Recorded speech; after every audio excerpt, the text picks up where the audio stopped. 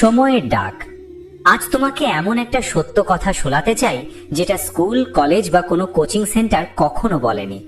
তুমি সারা জীবন ভেবেছো তুমি হয়তো যথেষ্ট মেধাবী নও, হয়তো তোমার মাথা খুব তাড়াতাড়ি ধরে না, হয়তো অন্যরা যেভাবে শেখে তুমি সেভাবে পারো না। কিন্তু যদি আজ আমি তোমাকে বলি সমস্যাটা তোমার মস্তিষ্কে না, সমস্যা তুমি যেভাবে শিখতে শিখেছো সেখানে, তাহলে এই কথাটা শুনে যদি তোমার ভেতরে একটু হলেও নড়চড় হয় তাহলে এই ভিডিওটা তোমার জন্যই। মানুষ শেখে প্রতিদিন, কিন্তু খুব অল্প মানুষই সত্যিকার অর্থে শিখতে পারে।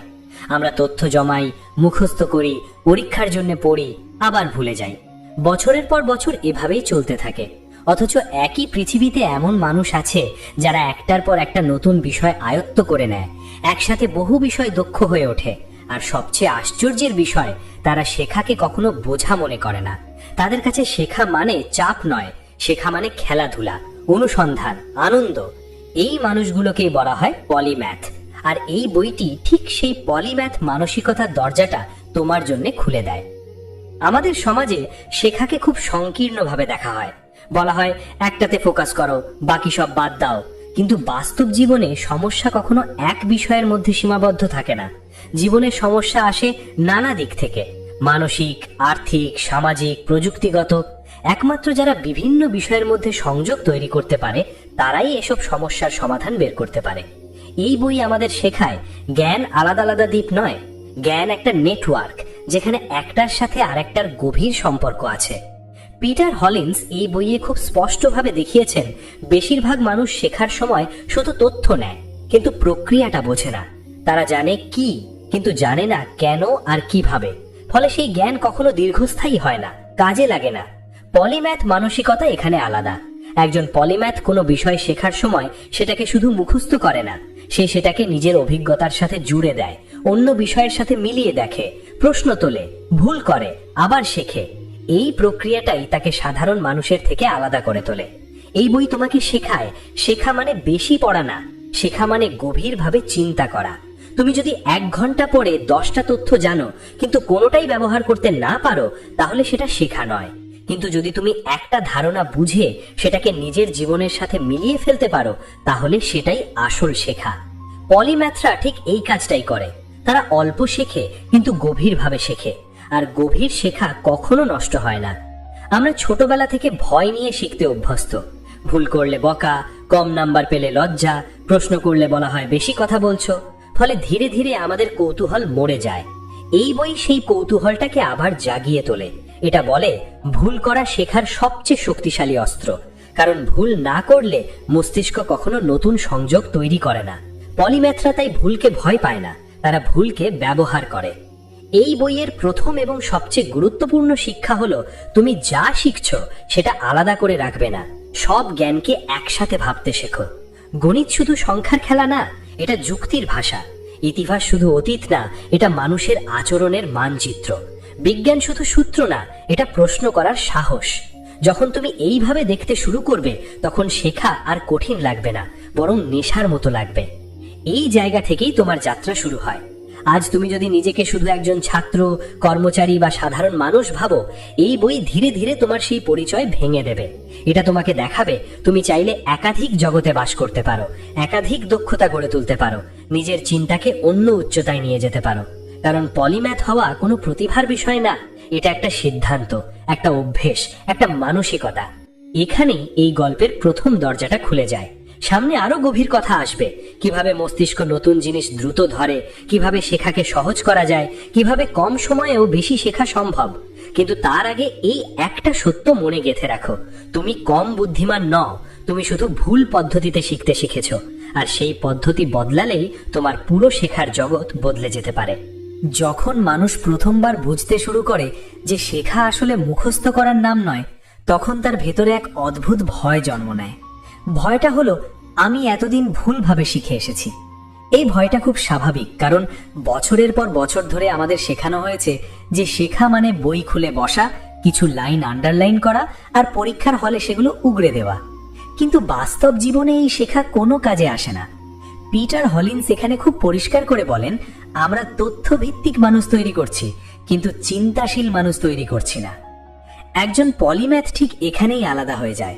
সে কোনো বিষয় শেখার সময় প্রথমেই নিজেকে প্রশ্ন করে, এই জিনিসটা আমি কেন শিখছি, এটা আমার জীবনে কোথায় কাজে লাগতে পারে। এই প্রশ্নগুলো খুব সাধারণ মনে হলেও অধিকাংশ মানুষ কখনো নিজেকে এই প্রশ্নগুলো করে না। তারা শেখে শুধু শেখার জন্য অথবা বাধ্য হয়ে। ফলে মস্তিষ্ক সেই তথ্যকে গুরুত্ব দেয় না, দীর্ঘমেয়াদে ধরে রাখে না। কিন্তু যখন শেখার পেছনে উদ্দেশ্য থাকে তখন মস্তিষ্ক নিজে থেকেই সেটাকে সংরক্ষণ করতে চায়। এই বই আমাদের শেখায় মস্তিষ্ক অলস না, মস্তিষ্ক বুদ্ধিমান। সে অপ্রয়োজনীয় তথ্য ধরে রাখতে চায় না। তুমি যদি কোনো কিছু শিখে নিজেকে বোঝাতে না পারো কেন এটা দরকার, তাহলে মস্তিষ্ক সেটাকে অল্প সময়ের মধ্যেই মুছে ফেলে। এই জন্যই আমরা এত পড়েও এত কিছু ভুলে যাই। পলিম্যাথরা এই জায়গাটা খুব ভালো বোঝে। তারা শেখার আগে নিজের জীবনের সাথে একটা সংযোগ তৈরি করে নেয়। ফলে শেখাটা আর বাইরের কিছু থাকে না, শেখাটা হয়ে যায় নিজের অংশ। আর একটা গুরুত্বপূর্ণ বিষয় হলো শেখার গতি। আমরা ভাবি দ্রুত শেখা মানে ভালো শেখা, কিন্তু বাস্তবে দ্রুত শেখা মানেই গভীর শেখা নয়। এই বই দেখায় ধীরে শেখা অনেক সময় দ্রুত শেখার চেয়েও বেশি শক্তিশালী হয়। কারণ ধীরে শেখার সময় তুমি চিন্তা করো, মিল খোঁজো, প্রশ্ন করো। পলিম্যাথরা কখনো তাড়াহুড়ো করে না। তারা জানে আজ একটু ধীরে গেলে কাল অনেক দূর এগোনো যাবে। আমরা যখন ছোট ছিলাম তখন নতুন কিছু শেখা খুব সহজ লাগতো, কারণ তখন আমাদের মনে ভয় ছিল না। ভুল করলে লজ্জা লাগতো না, প্রশ্ন করলে কেউ হাসতো না। বড় হতে হতে সেই স্বাধীনতাটা হারিয়ে ফেলি। এই বই আমাদের সেই শিশুসুলভ শেখার ক্ষমতাটাকে ফিরিয়ে আনতে বলে। আবার প্রশ্ন করতে শেখায়, আবার ভুল করতে সাহস দেয়। কারণ পলিম্যাথ মানসিকতা মানে নিখুঁত হওয়া নয়, পলিম্যাথ মানসিকতা মানে সাহসী হওয়া। এই অংশে লেখক খুব সুন্দর একটা বিষয় তুলে ধরেন, বিভিন্ন বিষয়ের মধ্যে সেতু বন্ধন। একজন সাধারণ মানুষ গণিতকে গণিত হিসেবে দেখে, শিল্পকে শিল্প হিসেবে দেখে, বিজ্ঞানকে বিজ্ঞান হিসেবে দেখে। কিন্তু একজন পলিম্যাথ এসব আলাদা করে দেখে না। সে দেখে সবকিছুই একে অপরের সাথে যুক্ত। শিল্প শেখায় সৃজনশীলতা, গণিত শেখায় যুক্তি, বিজ্ঞান শেখায় অনুসন্ধান। যখন এই তিনটে একসাথে কাজ করে তখন মানুষ নতুন কিছু তৈরি করতে পারে। তখন সে শুধু ভোক্তা থাকে না, সে স্রষ্টা হয়ে ওঠে। এই বই ধীরে ধীরে তোমার চিন্তার ধরন বদলাতে শুরু করে। তুমি লক্ষ্য করবে আগে যেটা কঠিন লাগতো সেটা এখন কৌতূহলের বিষয় হয়ে উঠছে। আগে যেটা ভয় লাগাতো সেটা এখন চ্যালেঞ্জ মনে হচ্ছে। এই পরিবর্তন হঠাৎ করে আসে না, কিন্তু একবার শুরু হলে আর থামে না। কারণ মস্তিষ্ক একবার শেখার আনন্দ পেলে সে আবার সেটা চাইতে থাকে। এখানেই পলিম্যাথ মানসিকতার আসল শক্তি। এটা তোমাকে শুধু বেশি জ্ঞানী করে না, এটা তোমাকে বেশি আত্মবিশ্বাসী করে। তুমি আর নিজেকে ছোট ভাবো না, নিজেকে সীমাবদ্ধ ভাবো না। তুমি বুঝতে শুরু করো, আমি চাইলে শিখতে পারি, আমি চাইলে বদলাতে পারি। আর এই বিশ্বাসটাই ভবিষ্যতে তোমাকে এমন জায়গায় নিয়ে যাবে যেখানে সাধারণ মানুষ কখনো পৌঁছতে পারে না। এই যাত্রা এখানেই থামে না, সামনে আরো গভীর বিষয় আছে। কিভাবে শেখাকে অভ্যেসে পরিণত করা যায়, কিভাবে শেখার ক্লান্তি দূর করা যায়, আর কিভাবে একসাথে বহু বিষয়ে দক্ষ হওয়া সম্ভব। কিন্তু তার আগে এই কথাটা মনে রেখো, তুমি যদি আজ শেখার ধরন বদলাও তাহলে আগামী কয়েক বছরে তোমার পুরো জীবনটাই বদলে যেতে পারে। এই জায়গায় এসে বইটা আমাদের সামনে সবচেয়ে কঠিন সত্যটা তুলে ধরে, যেটা বেশিরভাগ মানুষ মানতে চায় না। সত্যটা হলো মানুষ শেখা বন্ধ করে দেয় যখন সে নিজেকে পরিপূর্ণ ভাবতে শুরু করে। তুমি যদি মনে করো তুমি যা জানো সেটাই যথেষ্ট, তাহলে সেখানেই তোমার শেখার মৃত্যু ঘটে। পলিম্যাথ মানসিকতা ঠিক তার উল্টো। একজন পলিম্যাথ কখনো নিজেকে পরিপূর্ণ মনে করে না। সে জানে আমি যত জানি তার চেয়েও অনেক বেশি আছে যা আমি জানি না। এই বই দেখায় শেখার পথে সবচেয়ে বড় বাধা অলসতা না, সময়ের অভাব না, সবচেয়ে বড় বাধা অহংকার। অহংকার মানে নিজেকে বড় ভাবা নয়, অহংকার মানে নিজের সীমাবদ্ধতাকে অস্বীকার করা। যখন কেউ বলে এই বিষয়টা আমার জন্য না, তখন সে আসলে নিজের দরজাটা নিজেই বন্ধ করে দেয়। পলিম্যাথরা এই বাক্যটা কখনো ব্যবহার করে না। তারা বলে এখনো হয়নি কিন্তু হতে পারে। মানুষ সাধারণত শেখে আরামদায়ক জায়গা থেকে। সে সেই বিষয়গুলোই পড়ে যেগুলো তার পরিচিত, যেগুলো বুঝতে সুবিধা হয়। কিন্তু এই বই খুব পরিষ্কারভাবে বলে যেখানে অস্বস্তি সেখানেই উন্নতি। নতুন বিষয় শিখতে গেলে যে বিভ্রান্তি হয়, যে মাথা ভারী লাগে, যে নিজের ওপর সন্দেহ জন্মায়, এই লক্ষণগুলো আসলে ব্যর্থতার না, এই লক্ষণগুলো শেখার শুরু। পলিম্যাথরা এই অস্বস্তিকে ভয় পায় না, বরং তারা জানে এই অস্বস্তি মানেই মস্তিষ্ক নতুন সংযোগ তৈরি করছে। ঠিক এই কারণেই তারা শেখার সময় সহজ রাস্তা নেয় না। তারা কঠিন প্রশ্ন করে, নিজেকে চ্যালেঞ্জ দেয়, আর প্রয়োজন হলে বারবার শূন্য থেকে শুরু করে। এই অংশে এসে বইটা ভুল বিষয়টাকে একদম নতুন ভাবে তুলে ধরে। আমাদের শেখানো হয়েছে ভুল মানেই ব্যর্থতা, কিন্তু বাস্তবে ভুল হলো শেখার সবচেয়ে শক্তিশালী মাধ্যম। যে মানুষ কখনো ভুল করে না সে আসলে কখনো নতুন কিছু শেখেও না। পলিম্যাথরা ভুলকে লুকায় না, তারা ভুলকে বিশ্লেষণ করে। তারা প্রশ্ন করে, আমি এখানে কেন ভুল করলাম, পরের বার কিভাবে ভিন্নভাবে ভাবা যায়। এখানে এসে লেখক একটা অসাধারণ কথা বলেন, শেখা কখনো একা ঘটে না।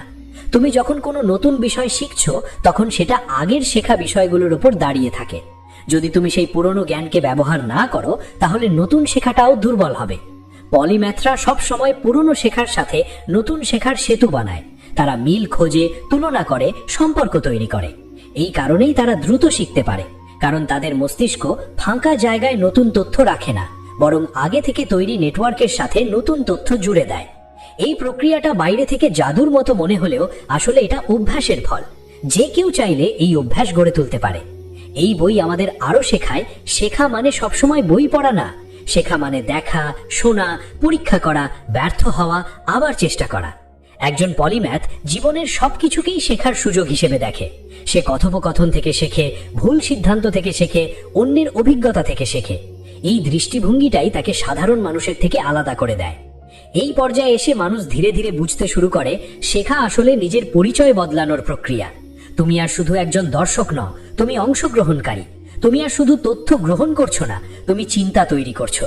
এই পরিবর্তনটা একবার শুরু হলে আর থামানো যায় না।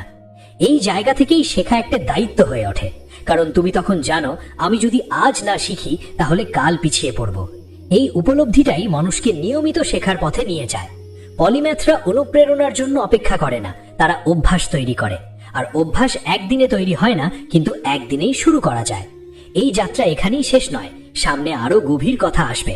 কিভাবে শেখাকে দৈনন্দিন জীবনের অংশ বানানো যায়, কিভাবে মনোযোগ ধরে রাখা যায়, আর কিভাবে শেখার এই ক্ষমতাকে জীবনের কাজে লাগানো যায়।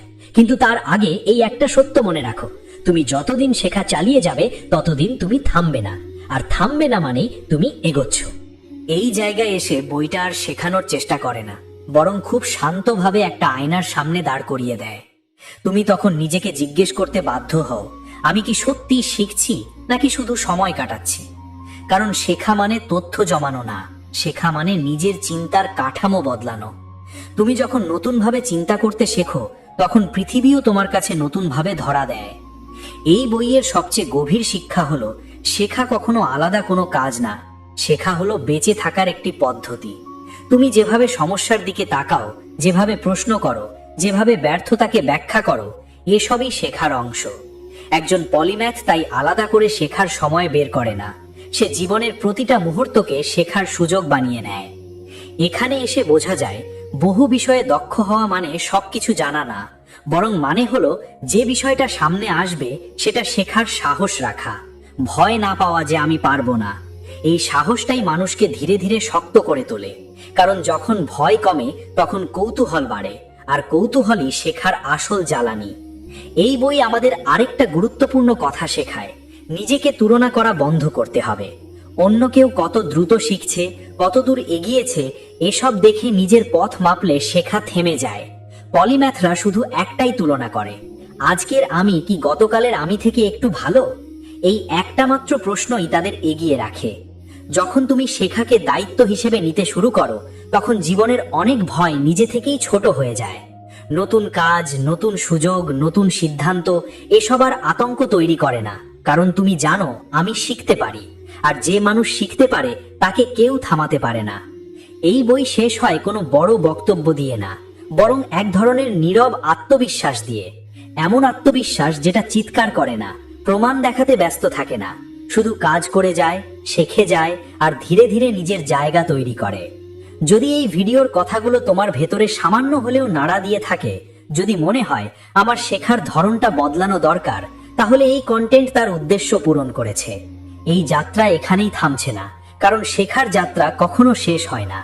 আর যারা খুশি মনে এই ধরনের কন্টেন্টকে সাপোর্ট করতে চান, তারা চাইলে নিচে দেওয়া ইউপিআই আইডি বা কিউআর কোড ব্যবহার করে সাপোর্ট করতে পারেন।